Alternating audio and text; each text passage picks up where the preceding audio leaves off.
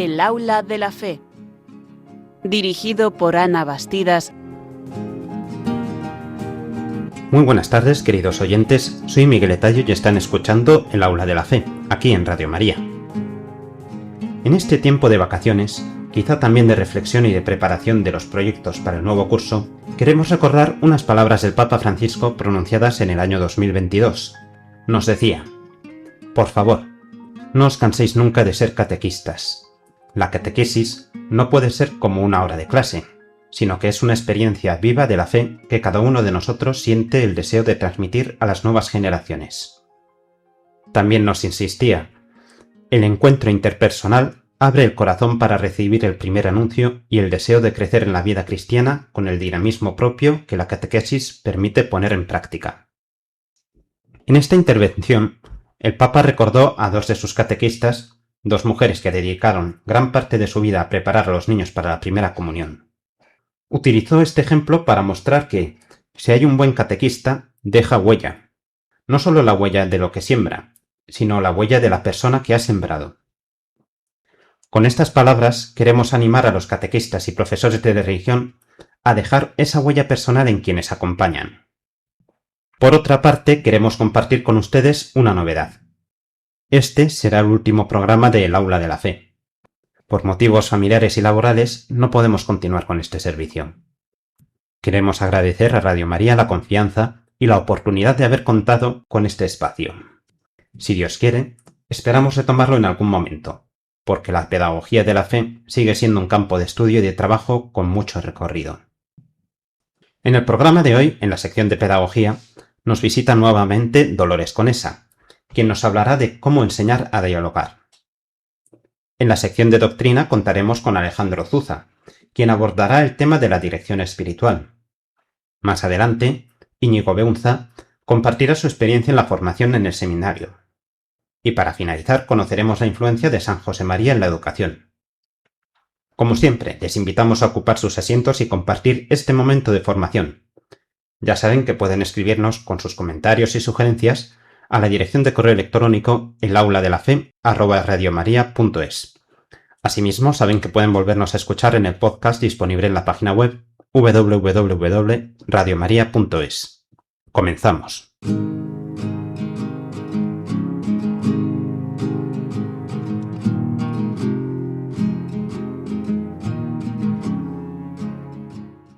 Buenas tardes, estimados oyentes del Aula de la Fe. Estamos en la Radio de la Virgen. Hoy tenemos una invitada muy especial. Se trata de María Dolores Conesa.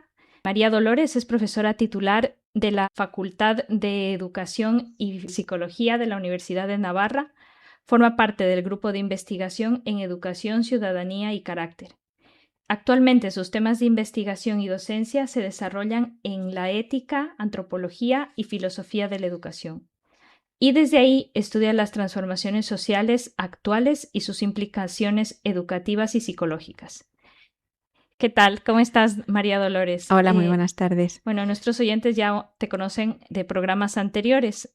Ahora queremos centrarnos en otro tema que también has estudiado tú bastante, que es el diálogo, que ahora se habla mucho del diálogo, el diálogo. Tú también, sin duda, le das mucha importancia al diálogo, pero lo defines como el diálogo como encuentro de libertades.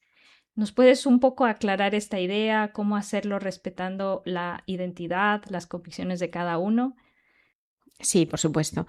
Pues efectivamente es un tema clave en las relaciones interpersonales, por supuesto en la relación educativa, pero en las relaciones interpersonales en general, donde el diálogo forma parte de nuestra sociedad, es un aspecto importantísimo de la sociedad, para el desarrollo de la sociedad. Claro, diálogo y libertad efectivamente son dos cuestiones unidas. Entre seres no libres no se establece un diálogo. El diálogo, como condición del diálogo, está la libertad. Porque, fíjate, la condición del diálogo, propiamente lo dialógico, significa establecer una relación con otro distinto de mí. Por eso la libertad, otra libertad distinta de mí. Porque propiamente el diálogo contigo mismo no es realmente un diálogo. Eso que llamamos a veces el monólogo no es propiamente el diálogo. Porque la clave del diálogo es salir de ti. El ser humano es un ser dialógico porque es un ser abierto al otro, abierto a lo distinto de sí, abierto a la trascendencia. Entonces somos un ser dialógico en este sentido. Y claro, en el momento que dices soy un ser dialógico porque estoy abierto a lo distinto de mí, ya estoy abierto a otro que es diferente de mí y que es otra libertad distinta de mí, ¿no? Entonces, en ese sentido, diálogo y libertad están siempre muy unidas. Es decir, no puedes dialogar con alguien que no sea libre, ¿no?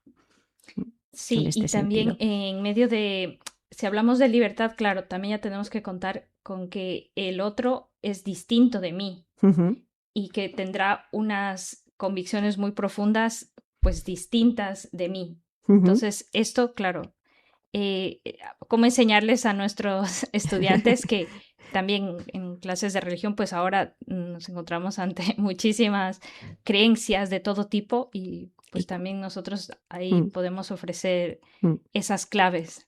Claro, efectivamente, me estás preguntando una cuestión súper actual, que se puede ver desde una manera superficial o de una manera profunda. Podríamos decir, la manera superficial de ver esto es decir, bueno, el diálogo es muy importante porque estamos en una sociedad multicultural y tenemos que convivir en paz, entonces dialogamos para respetarnos y tal. Eso es un tópico que ahora se dice y es verdadero, pero se queda un poquito en la superficie.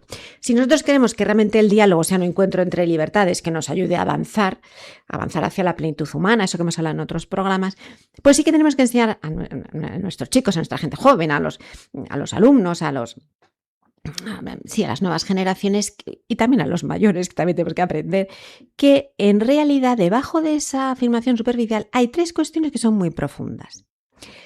La primera sería la siguiente, a ver si yo la sé decir de manera sencilla. La verdad solo se puede tener con libertad. Es decir, tú no puedes imponerle a alguien la verdad, porque cuando impones la verdad nunca va a tener la verdad. Va a tener, no sé, una idea que repite. Como una verdad, cualquier verdad a la que llegamos, siempre la asumimos, la hacemos nuestra con libertad. Es decir, que si yo, por ejemplo, me explican algo y digo, lo acabo de comprender, esto es razonable. En ese momento, en el momento que he comprendido que eso es razonable, libremente lo acepto como verdadero. Es así. Y solo puedes transmitir la verdad así. Nada más. De tal manera que cuando un profesor enseña o un padre enseña algo, tiene que mostrar las razones por lo que eso que está diciendo es razonable aceptarlo. Y entonces el otro lo aceptará libremente si lo ve razonable. Es decir, tú no puedes compartir la verdad con alguien a la fuerza. Eso es un fracaso seguro. Por tanto, si quieres compartir la verdad, tienes que dialogar. Dialogar es explicar, razonar, argumentar, mostrar, ejemplificar. Lo que estamos haciendo aquí, dialogando, para decir, esto parece razonable. Mira, te lo expongo, te lo dejo aquí. Yo lo veo razonable. ¿Tú cómo lo ves? Pues también lo veo razonable. Bueno, pues, ¿lo has entendido? Pues ya tú eres libre si quieres de aceptarlo o no. Esa es la primera cuestión. La segunda cuestión muy importante es que todo el mundo participa algo de la verdad. Eso es así. Porque hay algo en lo que todos coincidimos. Por eso podemos dialogar. Si no coincidiéramos en nada, de nada, no podríamos dialogar. Pero todos podemos dialogar porque siempre hay algo en lo que coincidimos. Siempre hay algo en lo que el otro tiene razón. Y eso apela a una cosa muy bonita de la libertad, que es la libertad interior. Existe la libertad exterior, que es la libertad de yo puedo decir lo que quiera, vale. Pero hay otra libertad mucho más difícil, que es la libertad interior. ¿Qué es la libertad interior? La libertad interior es una libertad tan gorda que yo tengo dentro de mí que ni siquiera mis propias convicciones me aplastan. Y soy capaz de aceptar, admitir, sin tacañerías, vamos a decir así, aquello que tiene razón el otro, que puede ser mi oponente o no mi oponente, pero el otro que tiene otras visiones distintas a las mías, pero en algo tiene razón. Y yo, como tengo esa libertad interior, lo acepto, lo admito cuando él me muestra la razonabilidad de lo que dice. Esa es la libertad. Y luego la libertad interior. Y luego hay una tercera idea muy importante. Y es que aquí sí que, por ejemplo, para el campo de la catequesis esto es muy importante, pero aunque no estemos dando catequesis también hay que explicarlo porque se puede compartir con cualquiera, tenga fe o no tenga fe, que es lo siguiente. Es decir, nuestra condición de criaturas, de seres finitos, de seres limitados, somos una criatura. Y por lo tanto, nadie podemos conocer la verdad. pero ninguno de nosotros somos la verdad. Yo no soy la verdad es Dios. Para los demás no somos la verdad. Por lo tanto, yo tengo una partecica de la verdad. Puedo llegar a conocer un aspecto de la verdad, pero yo no agoto la verdad. Y los otros tampoco. Por tanto, una cosa muy importante para el diálogo, cuando se dialoga así con este respeto, con este buscar la verdad juntos, uno se da cuenta de que no es la verdad, de que él no es Dios, yo no soy Dios y los demás tampoco. Y eso hace que cada uno nos coloquemos en nuestro sitio de criatura que puede conocer un poquito de la verdad y que los otros le pueden ayudar a conocer un poquito de la verdad y salimos juntos a buscar la verdad. Eso es dialogar. Sí. También, bueno, me estaba recordando esta idea que decía un pensador, que la verdad es polifónica, ¿no? Entonces que cada uno pues tiene su partitura y su parte. Entonces esto me resonaba mucho con el diálogo que tú dices, que no sea un simple debate o un intercambio de opiniones, sino que realmente se llegue a un consenso, ¿no? Sí, bueno, yo te diría más que un consenso, porque se puede llegar a un consenso sobre cosas que no son verdaderas. Lo que planteo con el diálogo es buscar juntos la verdad, pero buscar la verdad. Y buscar la verdad juntos es admitir que a veces me puedo equivocar, que a veces hay error. O sea, cuando decimos que la verdad es polifónica, que eso que dices me parece muy bonito y creo que es cierto, es lo que estoy diciendo, eso no hace alusión a un relativismo. De, bueno, pues lo que tú dices es verdad, lo que yo digo es verdad, todo es verdadero, pues si todo es verdadero, todo es falso. Sino que hace alusión a que como yo no soy una criatura y no soy la verdad, yo puedo aportar cosas que son verdaderas, otro puede aportar cosas que son verdaderas y juntos podemos buscar lo verdadero y darnos cuenta de los errores mutuos. Es decir, que al tema del error hay que perderle miedo, porque el error, justamente en lugar de decir hay errores, luego no existe la verdad, ¿no? Cuando experimentamos el error, en la experiencia del error, estamos experimentando que sí existe la verdad. ¿Por qué lo estamos experimentando? Porque cuando si preguntas en un aula, por ejemplo, ¿alguna vez habéis cometido un error? Todo el mundo levanta la mano humildemente porque todos hemos cometido por lo menos un error en nuestra vida y nos hemos dado cuenta de ello, ¿no? Y tú dices, sí. Y cuando te has dado cuenta del error, de tu error, porque lo estás ahora admitiendo, ¿qué has experimentado? Y la mayoría dicen, pues que había otra solución que era verdadera o que era mejor o que eso era equivocado, que eso era falso, que eso...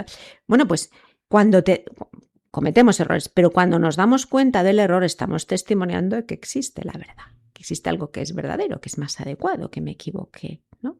Por tanto, al error hay que perderle el miedo. Lo que pasa es que nadie tenemos la verdad total, completa. Bueno, por eso es importante y es polifónica. Busquémosla juntos. Y para eso es muy importante el diálogo. Este diálogo honesto, este diálogo respetuoso, este diálogo que no está orientado a discutir a ver quién gana, porque no gana nadie, ni pierde nadie. El diálogo intelectual, que es lo que yo trabajo y lo que intento transmitir cuando hablo de lo que es la educación y la docencia, ese diálogo intelectual es venir, busquemos juntos la verdad, porque existe la verdad. La verdad en realidad es la realidad y nosotros la podemos desconocer, la realidad. Y cuando nos equivocamos es que estamos en un conocimiento equivocado de la realidad, ¿no? Eso no es real, eso que decimos, ¿no? En realidad, la verdad no es un mazo con el que demos a los demás. Yo tengo la verdad y te aplasto con ella, ¿no? Es la realidad y vamos juntos a conocerla. Sí, y esto aplicado al ámbito de la catequesis también, no sé, yo lo estaba un poco relacionando con poder decir, tal vez yo me he equivocado, requiere humildad, ¿no? O sea, también requiere un cúmulo de virtudes que también en la catequesis intentamos como trabajarla. Entonces, no sé, el catequista cómo puede apoyar más para adquirir estas virtudes que en realidad convierte a las personas en más dialogantes. O sea, más dialogantes, sí. Bueno, la virtud, lo que decíamos, creo que en otro programa me parece que hablábamos cómo la virtud se enseña con el ejemplo, con el testimonio vital, que resulta atractivo. Una persona humilde es atractiva. Lo otro día leí a uno de mis profesores mayores que decía, una persona humilde perfuma el ambiente. Y es verdad. Entonces, las virtudes resultan atractivas. A veces en la adolescencia un poco parece como que no es de guay determinadas virtudes, pero cuando la persona madura un poco se da cuenta de que sí, ¿no? Que son atractivas. Es con el testimonio. Pero también la catequesis, creo yo que la catequesis es un desafío diferente, a veces muy interesante. Porque claro, la catequesis En realidad el catequista lo que hace, transmite un mensaje de alguien muy importante, que es Dios. Entonces, en realidad, la religión cristiana no es, como ya sabemos todos, lo saben todos los catequistas, no es la religión del libro, otra religión es la religión del libro, es un encuentro. Ser cristiano es encontrarte con una persona que vive, porque Cristo vive, no ha resucitado, estábamos ahora, es encontrarte con una persona. Y el catequista en realidad lo que hace es llevar a sus discípulos hacia ese encuentro con esa persona que vive. Y entonces el mensaje de la catequesis es ese, ¿no? Aquí tienes a Jesucristo que vive, encuéntrate con él, escúchale, ¿no? Entonces es introducir al catequizado, vamos a decir así, en ese diálogo con Jesucristo. Pero claro, eso es otra dimensión. Bueno, pues te agradecemos mucho tu participación, también esto que nos has dicho, o sea, también, bueno, la oración que también es un diálogo con Dios y también estamos realmente abiertos y incluso dentro de la propia iglesia hay un sinnúmero también de visiones y de estas partes de verdad que vamos participando, ¿no? Entonces nos quedamos con estas ideas y te agradecemos nuevamente. Y ahora pues escuchamos una canción para meditar un poco lo que nos has dicho. Muchas gracias, A Dolores. vosotros, hasta luego. Hechos para el amor, vivir en plenitud, son mensajeros de paz. Hechos para el amor, vivir en plenitud, son mensajeros de paz.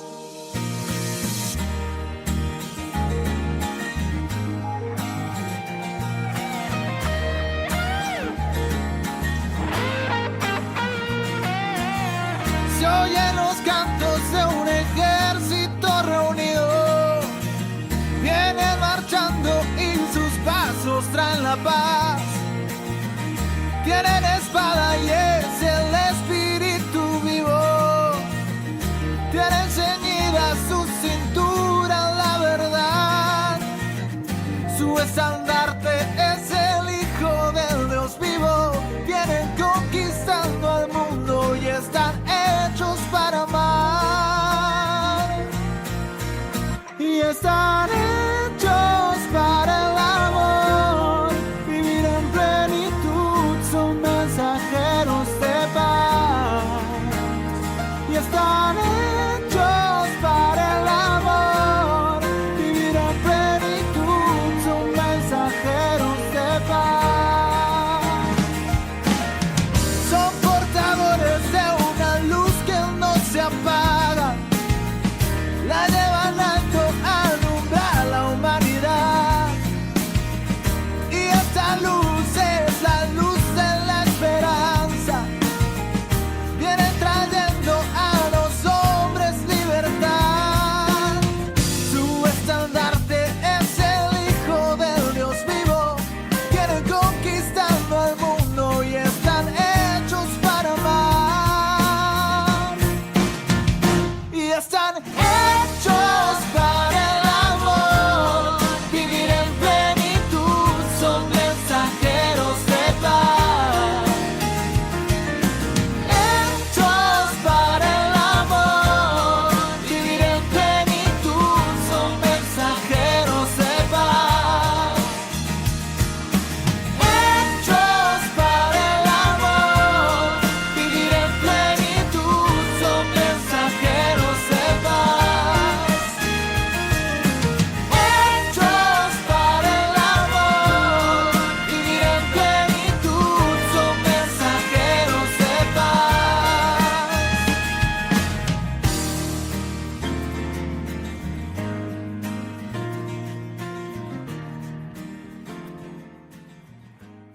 Seguimos aquí en el Aula de la Fe en Radio María y tenemos de vuelta con nosotros a don Alejandro Zuza. Buenas tardes, Ana. Hola, Miguel. ¿Quién era don Alejandro Zuza? ¿Nos recuerdas? Sí, don Alejandro Zuza nació en 1983 en Pamplona, fue ordenado sacerdote en 2015. Actualmente es arcipreste del arciprestazgo de Lumbier Sangüesa y además es profesor en la Universidad Pública de Navarra. Es profesor para los estudiantes de magisterio que desean obtener el título de profesores de religión. Don Alejandro, bienvenido a la Radio de la Virgen. Muchas gracias, Miguel. queríamos preguntarte por los sacramentos de servicio, que a lo mejor la primera pregunta es ¿cuáles son y por qué?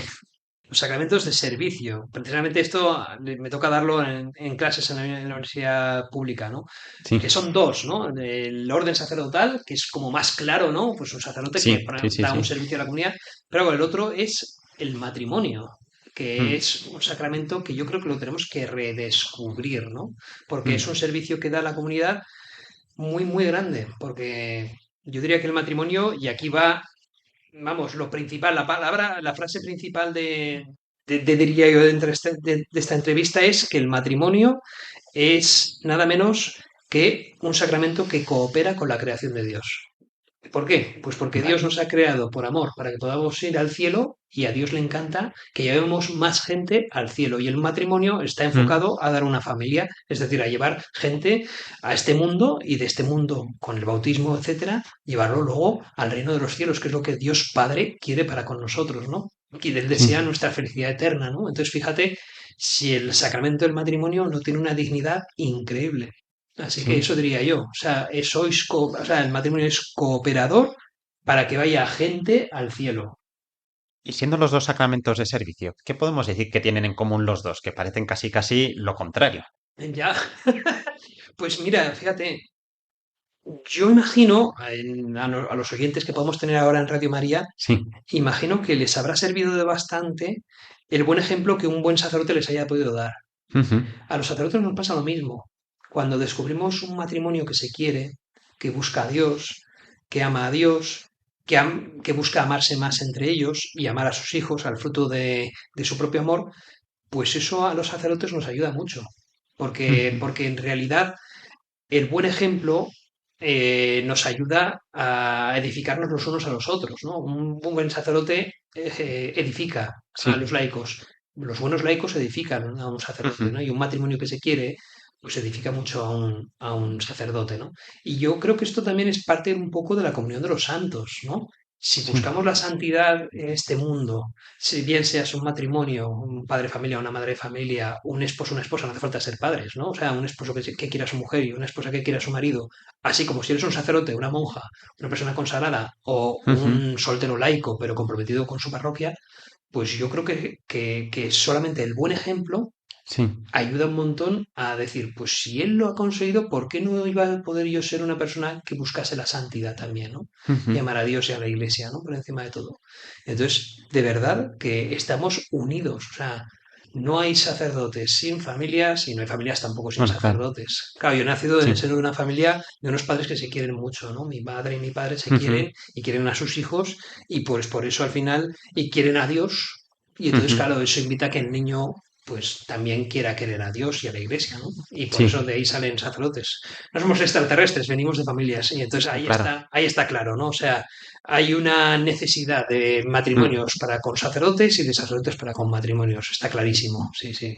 Sacramento de comunidad, los dos. Y como sacramento de comunidad, ¿qué aportan cada uno a la Iglesia? Desde el punto de vista del sacramento. Mira, pues claramente yo diría, desde mis 10 años de sacerdote, veremos cuando tenga 20 si opino lo mismo o no, pero Ujú. yo creo que sí, supongo. Yo creo que lo que podemos ofrecer los sacerdotes, que no puede ofrecer ninguna otra persona en el mundo, es la gracia de Dios. Sí. Es la gracia de Dios. O sea, que alguien verdaderamente pueda recibir el perdón de Dios en la confesión, que alguien Mm. verdaderamente pueda recibir el cuerpo de Cristo en la comunión, que alguien verdaderamente pueda recibir la ayuda a la cruz de su enfermedad en la unción de los enfermos, y eso solamente lo puede dar el sacerdote, ¿no?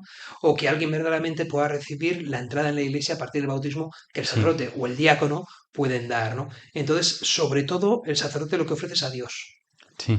y su gracia. Y eso es vital para la santidad de la persona, ¿no?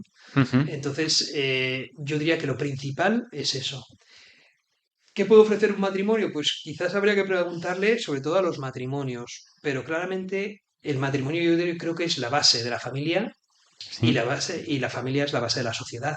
Entonces, yo creo que no se puede construir una sociedad si no hay pues un sacramento como es el matrimonio, ¿no? Que Ujú. está orientado al amor mutuo y un Sí. amor que desea buscar el amor de Dios, ¿no? Y que Ujú. desea buscar la voluntad también de Dios, ¿no? A través del matrimonio. Que no es fácil, pero también es verdad que a pesar de no ser fácil, es también un camino bonito, ¿no? O sea, la Mm. santidad requiere cruz, claro, estamos siguiendo a un crucificado, que es Jesús de Nazaret, ¿no? Y verdaderamente, pues a pesar de que haya baches en el camino, estoy seguro que hay matrimonios muy santos, ¿verdad? Y que Ujú. hacen las cosas bien, o que lo intentan, ¿no? Y eso es algo fantástico, ¿no? Es un ejemplo. Sí, No sé, es lo que se me ocurre decir, ¿no? O sea, el matrimonio es el que construye todo tipo de sociedad y por lo tanto la iglesia, claro. Esa es la base del nacimiento de la iglesia, de que haya niños en ella, de que haya, mm, ¿no?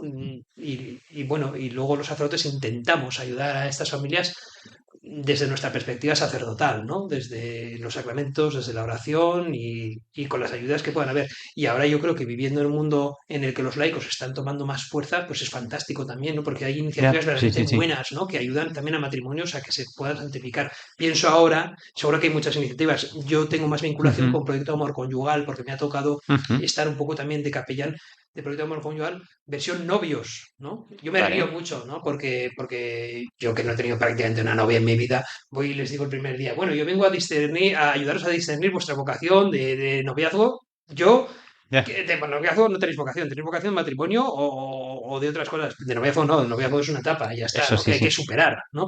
Pero yo que no he tenido novia en mi vida, vengo aquí a ayudar a Mm, discernir, ¿no? Para vosotros, ¿no? Se ríen, ¿no? Y es sí, sí, verdad que sí. aportamos algo, aportamos un poco de luz, porque les ayudamos sobre todo a que pongan las cosas delante de Dios, eso sí. No, y ahora que hablabas esto último de que estás en estos proyectos que ayudas a la gente en su camino de discernimiento, ¿qué nos puedes contar de lo que se puede hacer por una persona joven para acompañarle en ese camino de discernimiento? Hemos visto que los dos son sacramentos de servicio, Ujú, ujú, vocaciones de servicio, hay ellas y muchas más. ujú. ¿Qué nos podrías contar? Bueno, a ver, la experiencia limitada que he tenido y de ayudando un poquito de capellán de algún retiro de proyecto de amor conyugal en versión novios, ¿vale?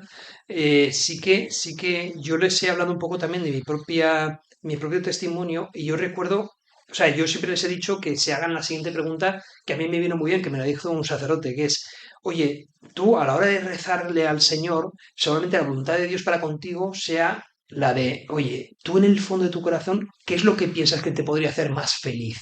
¿No? Mm, Yo me veía muy feliz con una novia y tal, y luego casándome con ella y teniendo hijos y tal, y decía, ojo, pues me da bastante felicidad. Pero aún me veía más feliz siendo sacerdote y poniendo a Dios en el camino de las personas, ¿no? ujú. Y poniendo, pues eso, ¿no? Ofreciendo los sacramentos, ¿no? Esa unción a una persona ya que está enferma o una persona que recibe la comunión o incluso con la catequesis. Entonces yo decía, jo, pues igual Señor, yo me veo más feliz en esta situación y por eso pienso que tú me estás pidiendo ser sacerdote. Yo sí que podría, yo sí que les diría a esos jóvenes que se imaginen en Sí, un futuro no muy lejano, ¿no? En ambas situaciones, ¿no? Decir, oye, pues y entonces, seguramente el Señor, o sea, aquello que te produce un poco más de alegría, de felicidad o de ilusión, seguramente sea lo que el Señor te está pidiendo, ¿no? O sea, si te ujú, hace más ilusión tener una familia con una chica maja que has encontrado, tal, no sé qué, ojo, pues yo creo que tu vocación es la del matrimonio, ¿no? O ujú. sea, ¿no? Si eso te hace verdaderamente ilusión, ¿no? Tener hijos con esta mujer, etcétera, ¿no?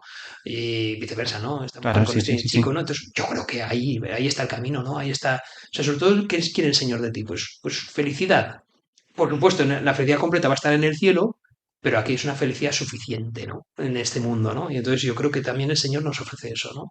El Señor quiere que tú seas también feliz. Vale. Y una pregunta que quizá debería haber hecho al principio. ¿Qué añade a estas vocaciones de servicio el hecho de que sean un sacramento? Es decir, todo el mundo tiene vocación a la santidad, Ujú, seguramente todo el mundo su ujú, vocación pasa por el servicio de alguna manera, ujú.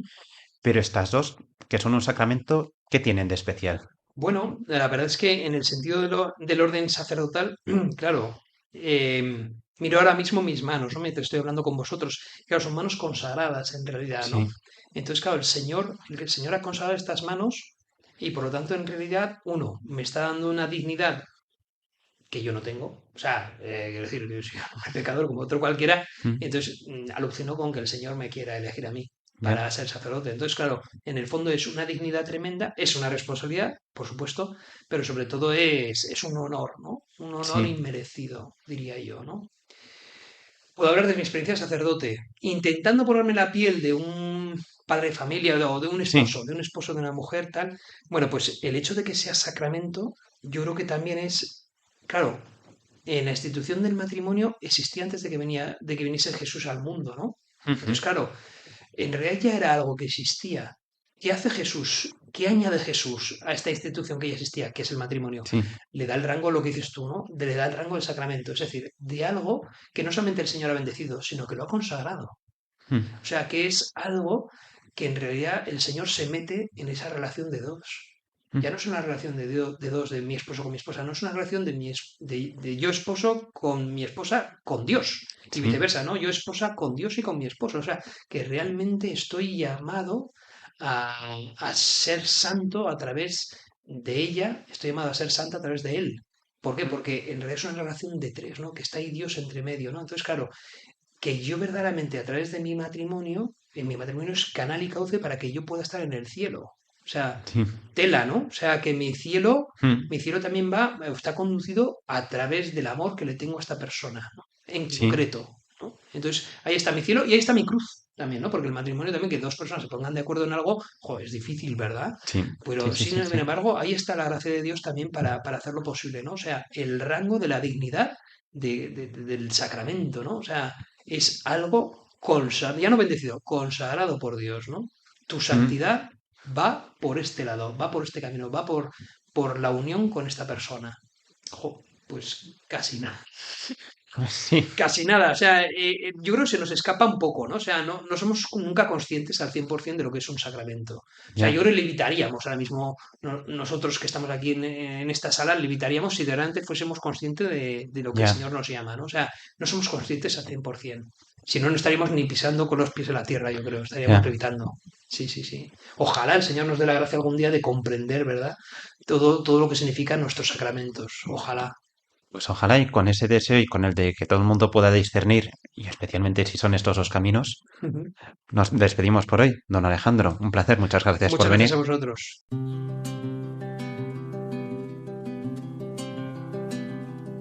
No pase la noche sin otro sueño por alcanzar, que no termine el día sin morir un poco más.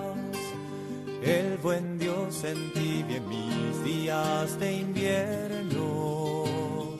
María, Madre, muestre el camino al mar, pescador de tiempo eterno, pastor de paz. No me canse de buscarte, mi Dios, no me falte el alma fuerte, Señor, solo y a pie, regálame el camino a tu mayor gloria, va mi vida a la mayor gloria de mi Dios. Como venimos hablando, estamos dedicando este programa a la formación en los seminarios. Al fin y al cabo, abordar este tema supone hablar de la formación que reciben los que en el futuro serán nuestros formadores. Y en este último bloque dedicado a la experiencia, creemos que es muy interesante hablar precisamente con el formador de los futuros formadores. Parece un trabalenguas, pero ahora lo van a entender. Sara, hemos invitado a Íñigo Beunza, que es formador en este seminario San Miguel de Pamplona. Eso es, Íñigo fue ordenado sacerdote en el 2013. En ese mismo año fue destinado a Tafalla y en el 2015 fue nombrado párroco de esa misma localidad. Allí estuvo hasta el año 2021.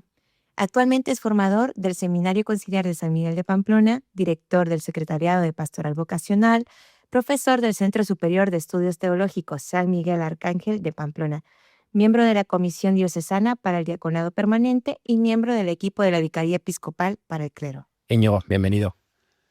Buenas tardes y muchas gracias. ¿Cuál es tu función? ¿Qué es ser formador de un seminario? Ser formador de un seminario, en primer lugar, supone vivir con los seminaristas y acompañarlos en su proceso de crecimiento y de discernimiento de cara, con vistas a la posibilidad de que el día de mañana sean ordenados sacerdotes. Fundamentalmente el trabajo del formador es en el fuero externo, que se suele decir que es una palabra un poco rara, pero quiere decir en aquello que afecta a las dimensiones públicas de la vida de cualquier persona, ¿no? Acompañar y discernir a estos jóvenes en su camino vocacional, ¿no? Y de algún modo articular y organizar y evaluar cómo marcha su proceso en las 4 dimensiones que son propias de la dimensión de los candidatos al sacerdocio.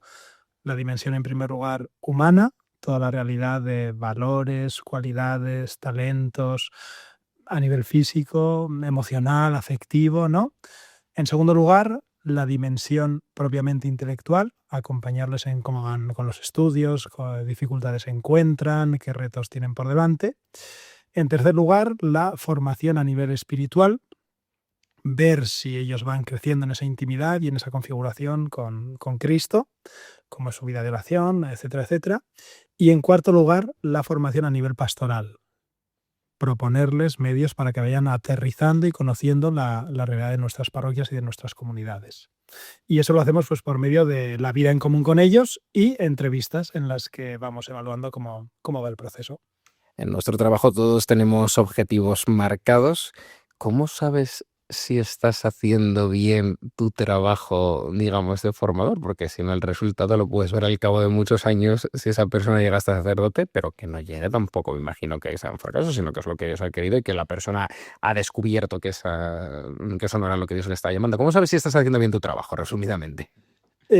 A ver, lo primero, es un proceso de discernimiento. Eso quiere decir que el éxito no es que todos lleguen a ordenarse sacerdotes, ¿no? El éxito es que cada uno descubra cuál es su vocación. Si alguien en el proceso de la vida del seminario, pues por medio de los diversos elementos e instancias formativas, descubre que su camino no es la llamada que el Señor le dirige, no es una llamada al sacerdocio, eso no es un fracaso. Al revés, eso es un éxito. Pues porque esa persona ha recibido una luz que le permitirá avanzar con más certeza por su camino y descubrir verdaderamente cuál es su vocación, ¿no?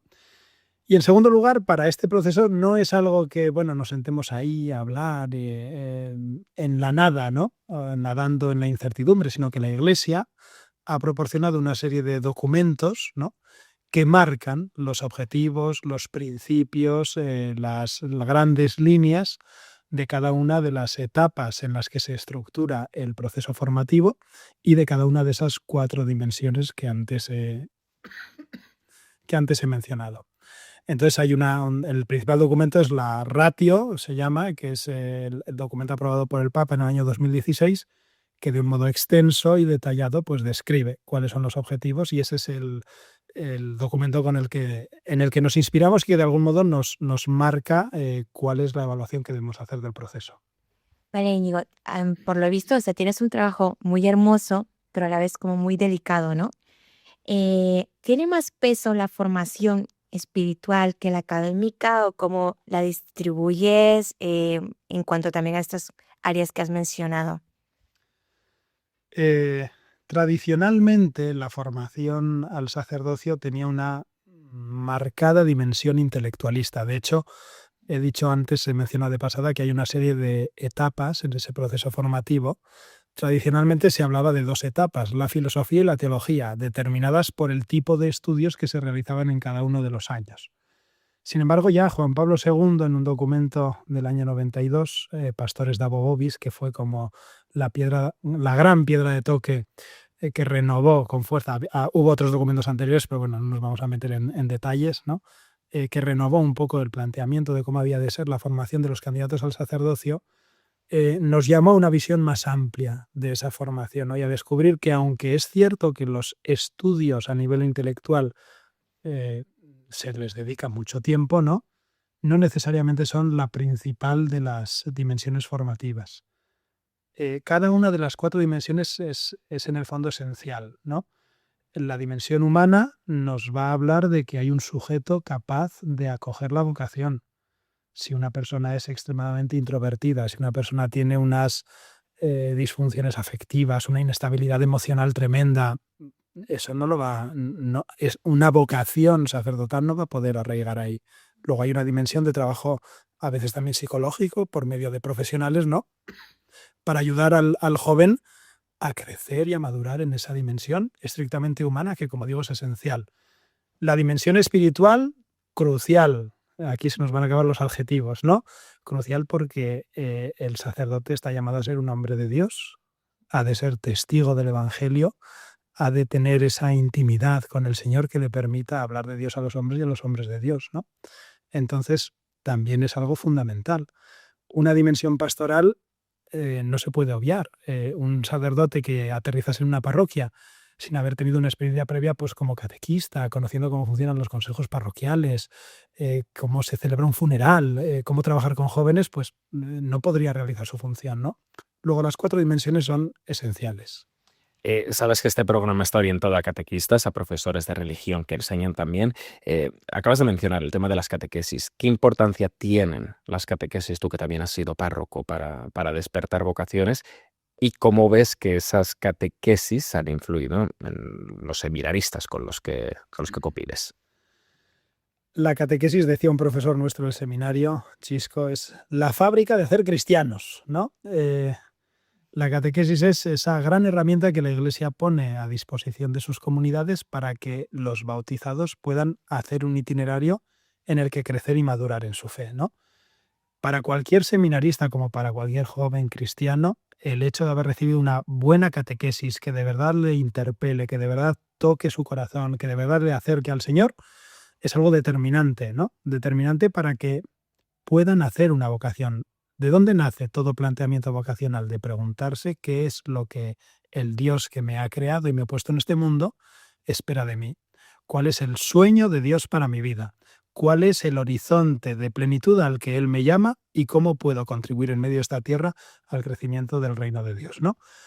Descubrir eso supone algo previo, que es sentirse convocado por el Señor a plantearse qué es lo que Él espera de mí. Si no hay esa relación previa con Dios, si no hay ese encuentro previo con el Señor que determina que Él pinte algo en mi vida, y eso nos lo da en muchas ocasiones la catequesis, es casi imposible que la vocación, bueno, el Señor a veces hace lo que quiere, ¿no? Y puede haber ¿no? Experiencias tumbativas, pero normalmente toda vocación nace de ahí, de un encuentro progresivo con el Señor en el que la catequesis ha sido fundamental. Luego animaría mucho a los catequistas a que se tomen en serio su labor. Y precisamente hablando de ellos, ¿qué señales se observan en los jóvenes que podrían indicar una vocación al sacerdocio o a la vida consagrada? Lo digo por si esto puede ayudar a los catequistas a identificar esas pistas. Lo primero que diría a los catequistas, previo a lo que me preguntas, es que el horizonte de todo proceso de crecimiento en la fe es la pregunta vocacional. ¿Cómo sabemos que una persona verdaderamente, un joven, ha llegado a una madurez cristiana? Cuando ha descubierto qué es aquello a lo que el Señor le llama. Y vocación es tanto el sacerdocio, la vida consagrada, como también la familia. Cualquiera de estos horizontes es una verdadera y auténtica vocación, ¿no? En lo concreto que me preguntas de estas vocaciones pues como más específicas, ¿no? de especial consagración en la vida religiosa o en el sacerdocio, yo creo que hay como pequeñas señales, ¿no? El Señor a las personas a las que llama a estas sendas, a estos caminos, pues le suele dar generalmente una especial sensibilidad para lo espiritual, una especial disponibilidad para el servicio, un gusto por las cosas de Dios, una cercanía con los ambientes parroquiales, con la propia dinámica de la pastoral, ¿no? Entonces, cuando un catequista detecte, ¿no? Pues un joven, un chico, una chica que, oye, pues cómo reza, cómo se involucra, cómo disfruta con las cosas de Dios, ¿no? ¿Qué pasión se le nota en la catequesis? No es que esto sea un rasgo infalible, pero sí que son indicios, ¿no? Indicios a los que hay que estar atentos para a esas personas. Yo creo que hay que lanzarles una pregunta especial y el catequista lo puede hacer, ¿no? ¿De verdad te has planteado por qué sientes esto? ¿Por qué vives esto así? ¿Por qué disfrutas tanto de las cosas de Dios? ¿No te estará queriendo decir algo Jesucristo? Hazte la pregunta. Qué buena forma. Vale, muy bien. Desde tu experiencia como formador, ¿qué consejos darías a un profesor o catequista que quiera acompañar de manera efectiva a un joven en su camino de la fe? Pues lo primero y lo más fundamental, yo creo que es que hay que conducir a ese joven a que se encuentre con el Señor. Nuestra fe no es una ideología, aunque indudablemente tiene una dimensión de conocimiento. Nuestra fe no es una moralina, aunque indudablemente conlleva un modo de vida. Nuestra fe fundamentalmente es un encuentro con alguien, alguien con mayúsculas, Jesucristo vivo y resucitado, que sale a nuestro encuentro para salvarnos. La clave para cualquier catequista que quiere hacer bien su labor, buscar desesperadamente que ese joven que tiene delante o ese niño se encuentre con Jesús y experimente que Jesús es alguien real y lo descubra en la oración y lo descubra en la Eucaristía y lo descubra en la palabra y lo descubra en el pobre, en el hermano necesitado, lo descubra en la comunidad, descubra que esto no es un cuento chino, que no es una idea, que no es sin más una buena intención. No, esto va de alguien, del encuentro con alguien, y ahí es donde nos jugamos todo. Fantásticos consejos, Íñigo Beunza, formador del Seminario de Pamplona. Te agradecemos mucho que nos hayas acompañado en Radio María. Pues muchas gracias y ánimo con la labor que lleváis a cabo. Vamos cerrando las puertas ya del Aula de la Fe.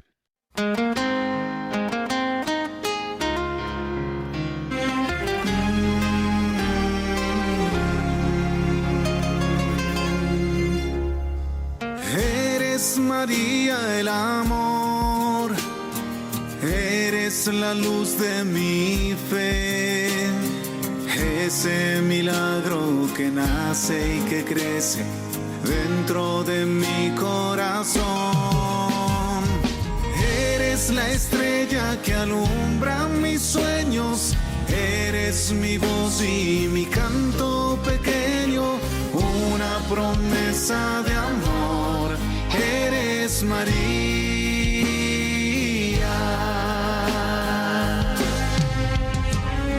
Vienen a ti los que sufren, vienen buscando tu paz, vienen a ti los que lloran y tu consuelo les das. Tú nos abres las puertas del cielo, nos enseñas a amar a Jesús. Madre,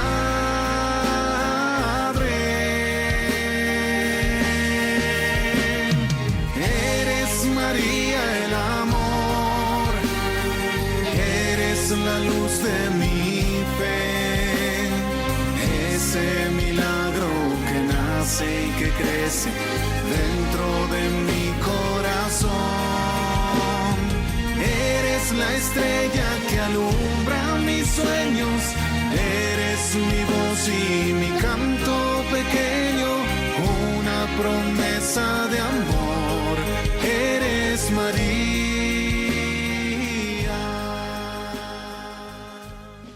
Estamos llegando al final de nuestro programa y como siempre lo hacemos acompañando la vida de un santo. En esta ocasión el santo es San José María Escrivá. ¿Quién es San José María Escrivá y por qué vamos a hablar hoy de él? San José María Escrivá de Balaguer, fundador del Opus Dei, nació el 9 de enero de 1902 en Barbastro, España. Sus padres tuvieron primero una hija, Carmen, nacida en 1899. Después nació José María y más tarde otras 3 hermanas. Los primeros años de la década de 1910 fueron especialmente difíciles para la familia. Fallecieron las 3 hijas menores y un grave revés económico les obligó a trasladarse desde Aragón a la cercana La Rioja. Cuando tenía 16 años, al contemplar las huellas de un carmelita descalzo había dejado sobre la nieve en las calles de Logroño en un frío día de invierno, sintió la llamada profunda en su interior. A partir de ese momento comenzó a intuir que Dios le pedía algo, aunque todavía no sabía qué. El 28 de marzo de 1925 recibió la ordenación sacerdotal en Zaragoza, con el deseo de estar plenamente disponible para cumplir la voluntad de Dios. Durante años repitió esta oración: Señor, que vea, Señor, que sea, Señor, que sea. El 2 de octubre de 1928, mientras realizaba unos ejercicios espirituales en el convento de los Padres Paules de Madrid, comprendió por inspiración divina la misión que Dios le encomendaba, la fundación del Opus Dei. Falleció inesperadamente en Roma el 26 de junio de 1975, después de detener su mirada, como hacía habitualmente, en una imagen de la Virgen de Guadalupe que tenía en su despacho. ¿Qué aportación dejó a la educación? Las aportaciones de San José María Escrivá al mundo de la educación no fueron de carácter técnico o metodológico. Su contribución se centra sobre todo en el espíritu que debe inspirar toda tarea educativa, en la manera de comprender a la persona y de relacionarse con ella. Por eso conservan un valor permanente, más allá de los cambios científicos o pedagógicos. San José María destacó varios rasgos fundamentales que debería presidir cualquier labor educativa. Insistió en el valor de la sinceridad, la lealtad y la confianza. Puso un especial énfasis en la atención personalizada, en el trato de amistad con los alumnos, con las familias y entre los propios profesores, de modo que cada persona se sintiera valorada y nadie quedara diluido en el grupo. También subrayó la importancia del trabajo bien hecho, del cuidado de los pequeños detalles, del espíritu de servicio y de la preocupación por los demás, elementos que consideraba esenciales para que la formación cristiana arraigara verdaderamente en la vida de las personas. San José María acuñó la expresión unidad de vida. Con ella se refería a la coherencia entre lo que una persona piensa, dice y hace y aquello que está llamada a hacer. Esta idea tiene una consecuencia inmediata. Todos los actos de vida, incluso los más cotidianos y aparentemente insignificantes, pueden convertirse en un camino de encuentro con Dios. De esa misma idea nace también la convicción de que cualquier situación humana, cualquier trabajo y cualquier profesión poseen un auténtico valor como medio de crecimiento personal y de santificación. Esta visión sostiene, a su vez, el carácter universal de la llamada a la santidad. El pedagogo Víctor García Oz recordaba haber escuchado a San José María decir: en el colegio hay 3 cosas importantes. Lo primero, los padres. Lo segundo, el profesorado. Lo tercero, los alumnos. Puede sorprender este orden, pero responde a una idea educativa muy concreta. La formación de los alumnos depende en gran medida de la colaboración entre la familia y los docentes. La acción educativa beneficia a todos los implicados y requiere el compromiso compartido de padres y profesores. Otro rasgo característico de una educación inspirada en el espíritu del Opus Dei es la libertad. Para San José María, educar en libertad no consiste simplemente en conceder libertad, sino en enseñar a utilizarla responsablemente. Esta idea la aplicaba también a la educación en la fe. Animaba a los padres a rezar, a dar ejemplo y a transmitir la fe principalmente con la propia vida, creando un ambiente de alegría y libertad. Y añadía: no les obligues a nada, pero que os vean rezar. Es lo que yo he visto hacer a mis padres y se me ha quedado en el corazón. De modo que cuando tus hijos lleguen a mi edad, se acordarán con cariño de su madre y de su padre, que les obligaron no solo con el ejemplo, con la sonrisa y dándoles la doctrina cuando era conveniente, sin darles la lata. Con estas enseñanzas de San José María nos despedimos. Como decíamos al inicio del programa, este es el último programa del Aula de la Fe. Agradecemos a los oyentes que cada martes, quincenalmente, se han dado cita en este espacio de aprendizaje. Seguimos animando a los catequistas, profesores de religión, a todas las personas de buena voluntad que quieran transmitir la fe. Radio María acogió desde el inicio este proyecto. Sin embargo, las circunstancias de varios de los colaboradores del programa han cambiado y debido a ellas debemos pausar la producción del programa. será hasta pronto, hasta cuando Dios quiera. Y muchas gracias a los oyentes nuevamente y a la Radio de la Virgen.